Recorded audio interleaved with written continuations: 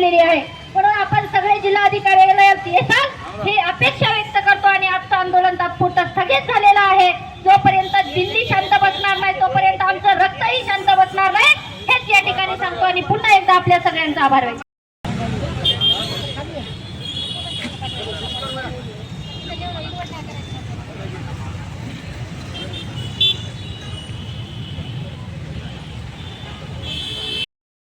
या ठिकाणी मेहनत घेतली आणि DYFI, SFI, मार्क्सवादी कम्युनिस्ट पक्ष, जनवादी महिला संघटना यासह इतर डाव्या पक्ष आणि संघटनेचा पाठिंबा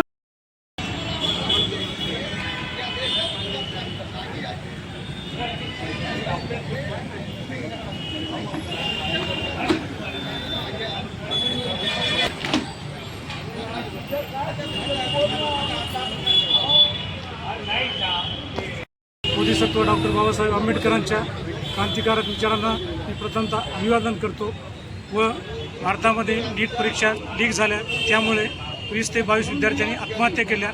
त्यामुळे दिल्ली येथे जंतर मंतर येथे सोनम वांगचुक व आपले अभिजित दिपके यांनी आमरण उपोषणाची घोषणा केली आणि सध्या दिल्ली येथे आमरण उपोषण चालू आहे आणि सरकारने ते उपोषण मोडून काढण्यासाठी त्यांचे मुलावर लाठीमार चालू आहे। तर त्याचा मी निषेध करतो व शिक्षण मंत्री धर्मेंद्र प्रधान यांनी राजीनामा द्यावा अशी माझी मागणी आहे आणि सर्व जनतेने या क्रांतिकारक लढ्यामध्ये सामील व्हावं अशी मी सर्वांना विनंती करतो। जय भीम। गैस पेट्रोल का कहते कम करो इस्तेमाल, चूल्हा कैसा जले पूछो एक ही सवाल, कि लॉकडाउन का डर करेगा बुरा हाल, दिन ब दिन बढ़ती जा रही भ्रष्टाचारी पॉलिटिकल पार्टियों की खुलेआम गुनेगारी, जितने की एक खारी उतने में देश बेची जा रही 15 साल से ये सरकार चाय वाली, ईमानदारी कहाँ सिर्फ हो रही लुट मारी, बर्बादी अंधभक्त नहीं दिखती भूख मारी, गोदी मीडिया ये भड़वी साली चुत मारी, एक मंत्री के पीछे घूमती है 100 गाड़ी, बलात्कारी आसानी से छूट रहा और मंत्री बलात्कारी आसानी से छूट रहा, जनता के सर पर यह सरकार भी मुद्रा, मणिपुर जल रहा था तब भी ये चुप रहा, इस साल का नीट पेपर कैसे बोलो नीट हुआ। मागच्या अनेक दिवसापासून न्यायाची अपेक्षा करत आहे।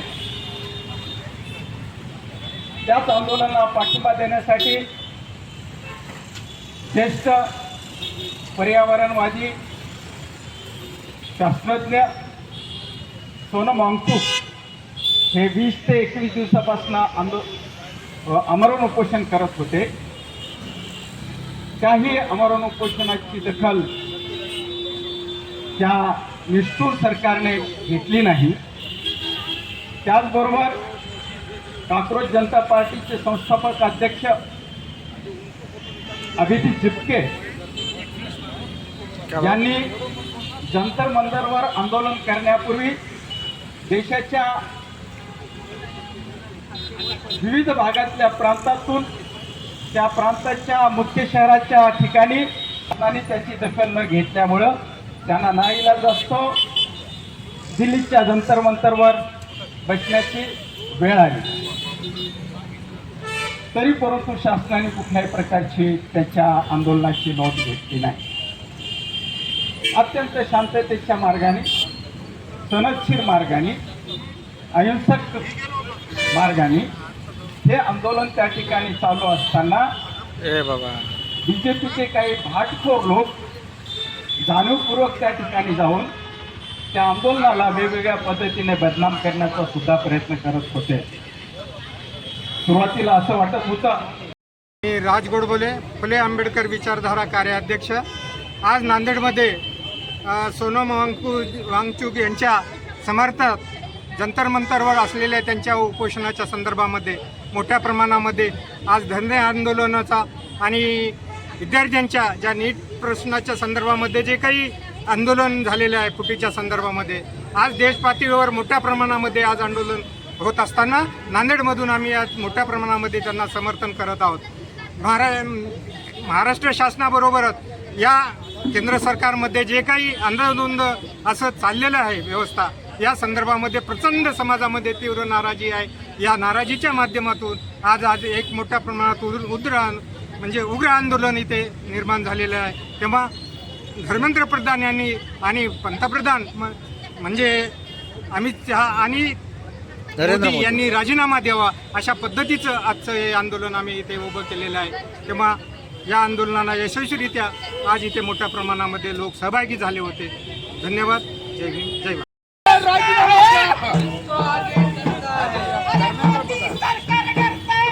पुरुष को आगे करता है. हिटलर नहीं चला तो मोदी ईदी नहीं चलेगा.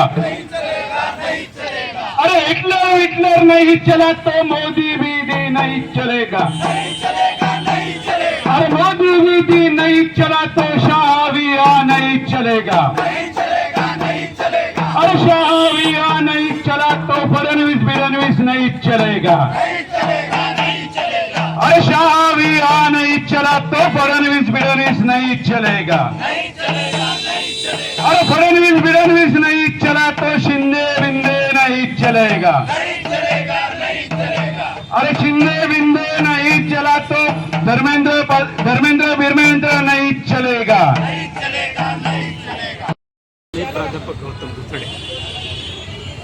आज महात्मा फुले पुतळा आणि सावित्रीबाई फुले हे स्मारक या ठिकाणी विविध पक्ष संघटनांच्या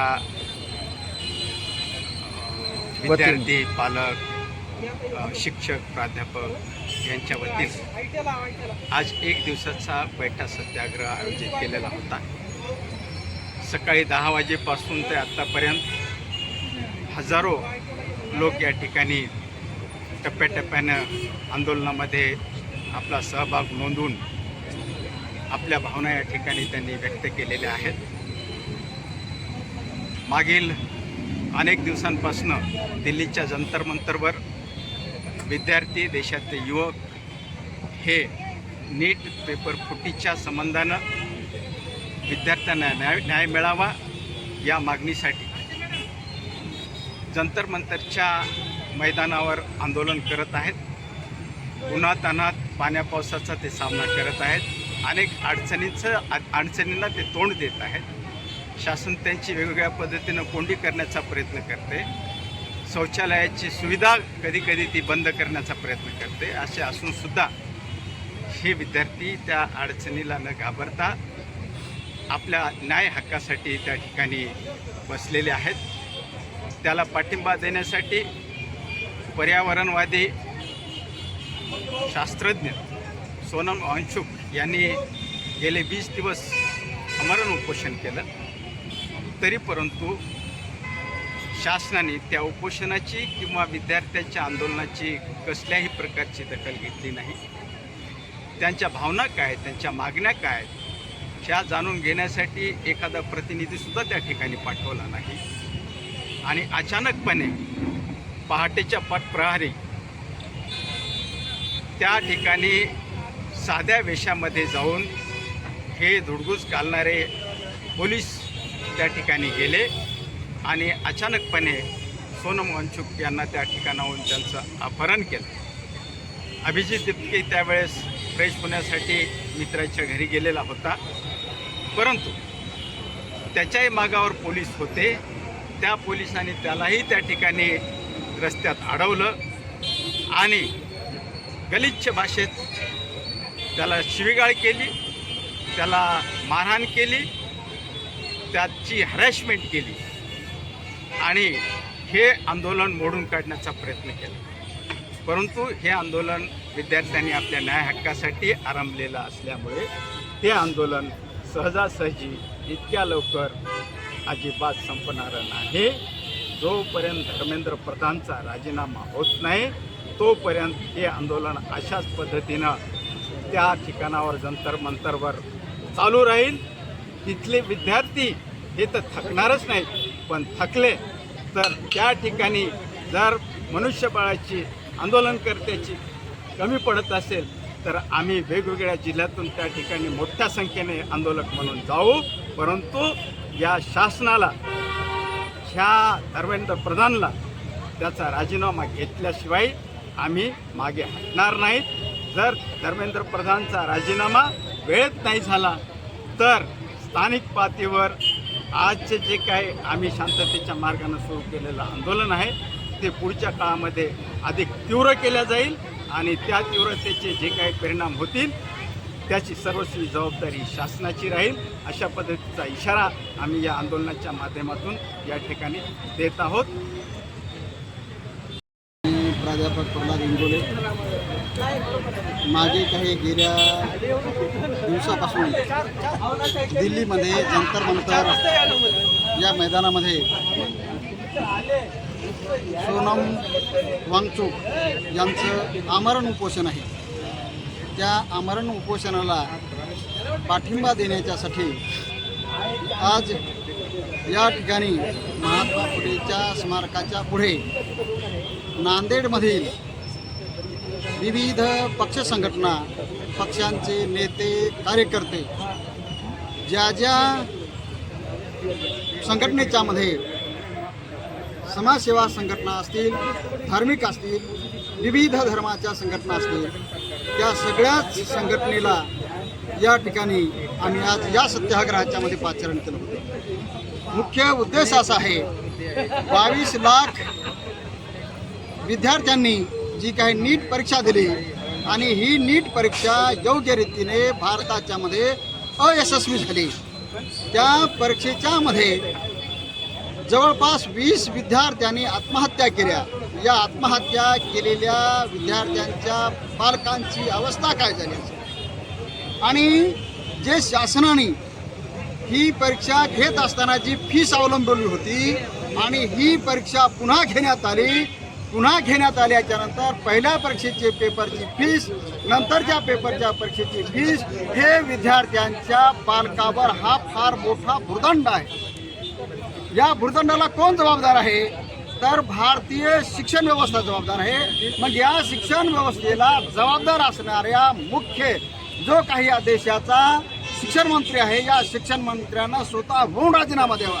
कारण जर एखादा गुन्हेगार मी गुन्हा केलाच नाही असं जर जो छाती ठोकपणे सांगत असेल तर आमचं भारतीयांचं कर्तव्य आहे की तो गुन्हेगार आहेस, तू काय कर, स्वतःहून राजीनामा दे. तुला जर पदावर राहायचं असेल तर तू सिद्ध करून दाखव की या नीट परीक्षेच्या मध्ये पेपर फुटले नाहीत. परीक्षा होण्याच्या अगोदर जर 8 दिवसानं जर पेपर फुटत असतील तर याच्या एवढी लाजिरवाणी गोष्ट कोणती आहे. मग तुम्ही राजीनामा द्या. आणि पुन्हा अशी गोष्ट आहे, ज्या सोनम वांगचुकांनी 20 दिवस यांनी आमरण उपोषण केलेलं आहे आणि हे आमरण उपोषण हे शासनाला लाजविणार आहे. त्यामुळे काय करतं शासन, हे सकाळच्या 7 वाजता सोनम वांगचुक यांना जंतर मंतर या मैदानावरून पांढरे कपडे झाकून त्यांना नेतं. अरे पांढरे कपडे, तुमच्यामध्ये जर हिंमत आहे तर पांढरे कपडे कशाला दाखवता, उघडण्या ना. तुमच्यामध्ये दम आहे का? तुम्ही श्रीमेंद आहात, तुम्ही मेंढे आहात, म्हणून तुम्ही काय करता त्यांना झाकून नेता. तुमच्यात हिंमत असेल तर उघडण्याचं होतं, त्यांना सांगायचं होतं. न्यायालयाचा आदेश काय होता की सोनम वांगचुक यांच्या तब्येतीची काय करा, काळजी घ्या. यांनी काळजी घेण्याच्या ऐवजी त्यांनी अचानक काय करतात, उचलून नेतात. म्हणजे तुम्ही किती लाजिरवाणे आहात. दुसरी गोष्ट अशी आहे, महाराष्ट्रामध्ये पण सुद्धा काय होतं पहा, शिक्षकाच्या पात्रता परीक्षेचे पेपर फुटतात. म्हणजे महाराष्ट्र त्याच्यामध्ये दोषी आहे, केंद्र शासन पण सुद्धा दोषी आहे. हे आमच्या तरुणांच्या पुढे हे फार मोठं आव्हान आहे पेपर फुटीचं. मी सर्व नांदेडवासियांना, महाराष्ट्रवासियांना, देशवासियांना, वंचित बहुजन आघाडीचा उत्तरचा जिल्हा सल्लागार या नात्यानं सांगतो, आमचे नेते श्रद्धेय बाळासाहेब आंबेडकर यांनी दिल्लीला जाऊन दिपके साहेबांची भेट घेतली, वांगचुक साहेबांची भेट घेतली. त्यामुळे वंचित बहुजन आघाडी पण सुद्धा या आंदोलनाच्या मध्ये त्यांच्या पाठीशी खंबीरपणे उभी आहे. म्हणून मी येथील जनतेला आवाहन करतो की बांधूनो, तुम्ही घरामध्ये बसू नका, रस्त्यावर या. जोपर्यंत तुम्ही रस्त्यावर येणार नाही तोपर्यंत ही जी काही शासन व्यवस्था आहे ही पराभूत होणार नाही.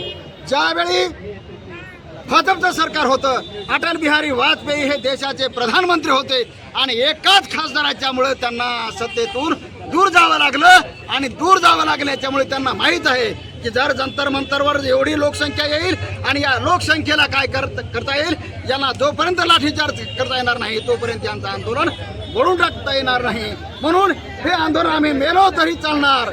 बाबासाहेबांनी सांगितलं आहे, कापलो गेलो तरी सोडले नाही तुला. आम्ही बाबासाहेबाच्या औलादी आहोत. आम्ही बाबासाहेबाच्या चळवळीचा इतिहास आम्ही घेऊन चालणारे पुढे आहोत. मेलो तरी 72 हे नीटचं जे काय आंदोलन आहे असं चालू राहील असं मी या देशातल्या जनतेला आवाहन करतो. जय भीम, जय संविधान.